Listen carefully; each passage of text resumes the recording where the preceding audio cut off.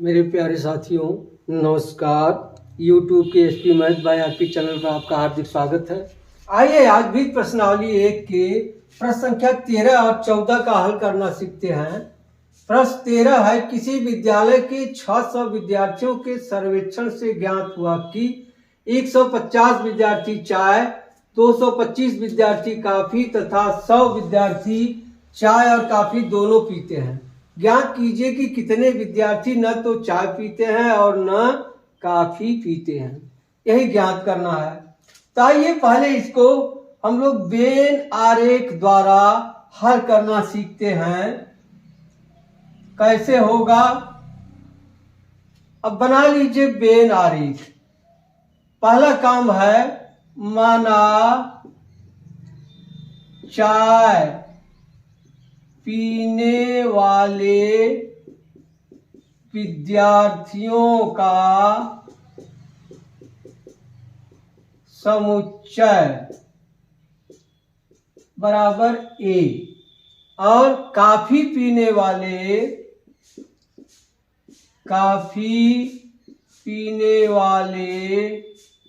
विद्यार्थियों का समुच्चय बराबर बी। मान लिया। अब वेन आरेख बनाते हैं। मान लीजिए एक यह ए, यह है बी, यह ए है, यह बी है। अब क्या कह रहा है, 150 विद्यार्थी चाय, 150 विद्यार्थी चाय पीते हैं और 225 विद्यार्थी कॉफी, 225 विद्यार्थी कॉफी पीते हैं। 100 विद्यार्थी चाय और कॉफी दोनों पीते हैं। यहाँ है 100 विद्यार्थी चाय और कॉफी दोनों पीते हैं। अब केवल चाय पीने वाले विद्यार्थी संख्या क्या हो जाएगी, 150 में से 100 घट जाए, क्या आ जाएगा 50। और केवल कॉफी पीने वाले विद्यार्थी संख्या क्या हो जाएगी, 225 में से 100 निकल जाएगा, क्या आ जाएगा 125। अब क्या पूछ रहा है, न तो चाय पीते हैं न कॉफी पीते हैं। तो पहले पता लगा लिया जाए कितने विद्यार्थी चाय और कॉफी दोनों पीते हैं।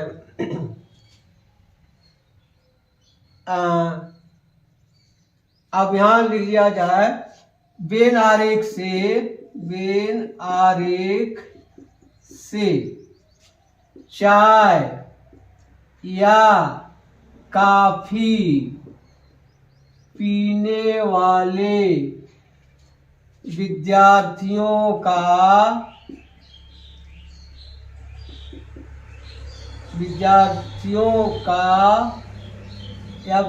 की संख्या। वेन आरेख से चाय या कॉफी पीने वाले विद्यार्थियों की संख्या। देखिए 50 चाय पीते हैं और 100 चाय और कॉफी दोनों पीते हैं, 125 कॉफी पीते हैं। अब जोड़ दिया जाए, क्या जाएगा 275 विद्यार्थी चाय या कॉफी पीते हैं। ठीक। अब फिर वेन आरेख से ही देख लीजिए, वेन आरेख से चाय या कॉफी न पीने वाले विद्यार्थियों की संख्या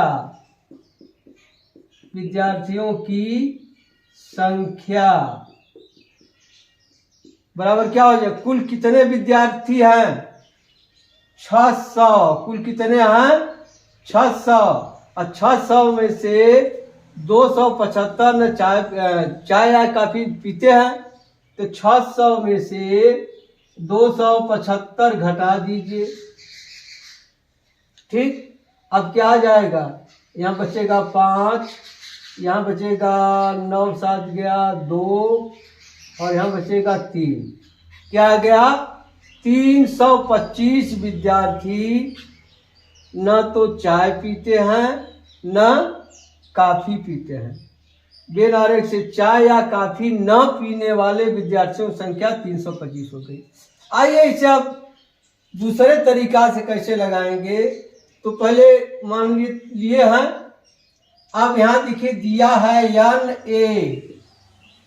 एन ए बराबर कितना है 150 और एन बी कितना दिया है 225 और एन ए इंटरसेक्शन बी बराबर कितना दिया है 100 ये दिया है।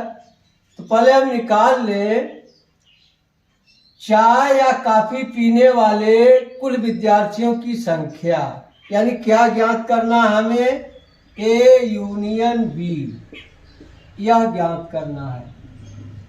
तब लिख लेंगे हम जानते हैं कि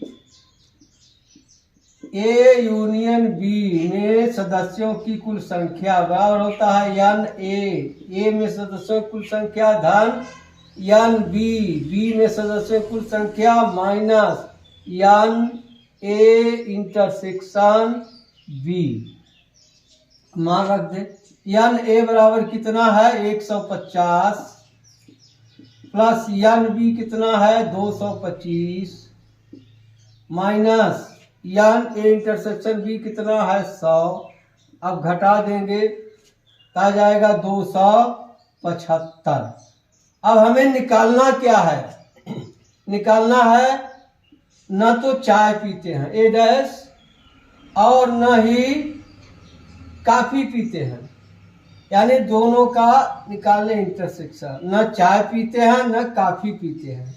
यह बराबर कितने का होगा आप जानते हैं, डी मॉर्गन प्रमेय से होता है ए यूनियन बी का पूरक समुच्चय।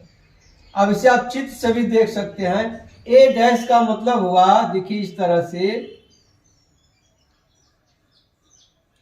ए डैश का मतलब हुआ कि इसके सब बाहर बाहर, और बी डैश का मतलब हुआ कि इसके सब बाहर बाहर उसका इंटरसेक्शन, माने यही बाहर बाहर होगा, यही बाहर बाहर होगा। और ए यूनियन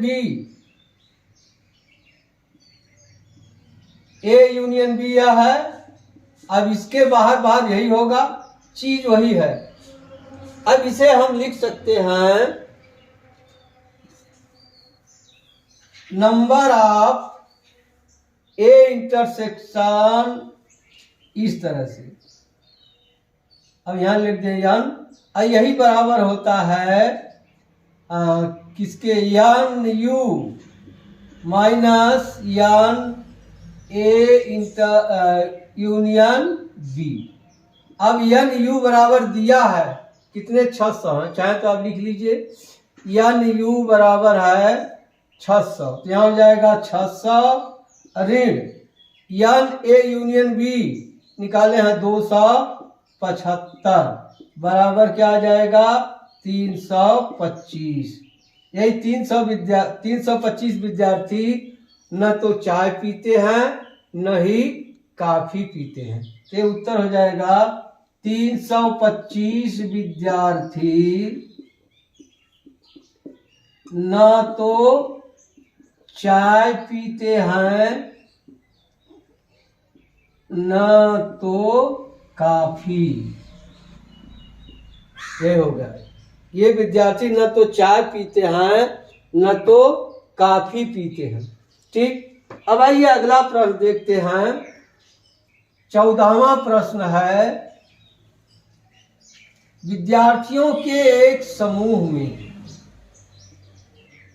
100 विद्यार्थी हिंदी, 50 विद्यार्थी अंग्रेजी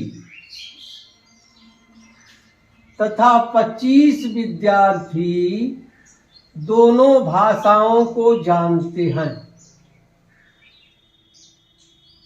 विद्यार्थियों में से प्रत्येक या तो हिंदी या अंग्रेजी जानता है।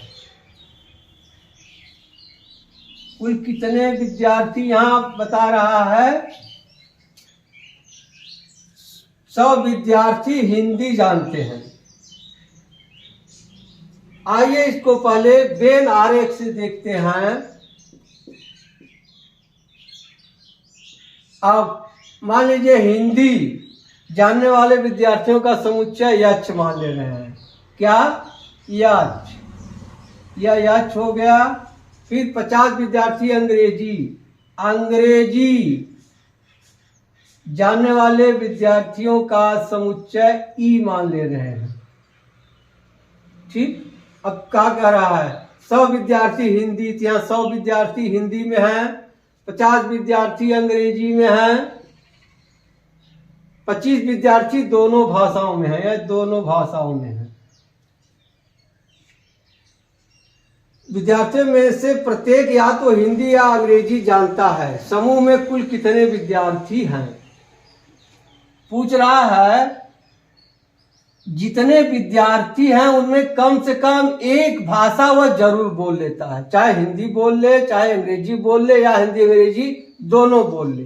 अब आइए देखिए, अब 100 हिंदी बोलते हैं जिसमें 25 दोनों बोलते हैं, हिंदी अंग्रेजी दोनों, तो केवल हिंदी बोलने वालों की संख्या 100 में से 25 निकल जाए, क्या आ जाएगा? 75। और यहाँ 50 अंग्रेजी बोलने वाले जिसमें 25 अंग्रेजी हिंदी दोनों बोल लेते हैं, तो 25 तो निकल जाएगा, यहाँ बचेगा 25।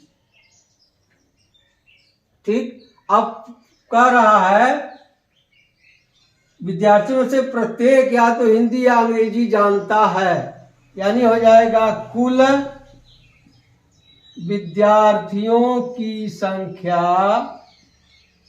कुल विद्यार्थियों की संख्या जो या तो हिंदी या अंग्रेजी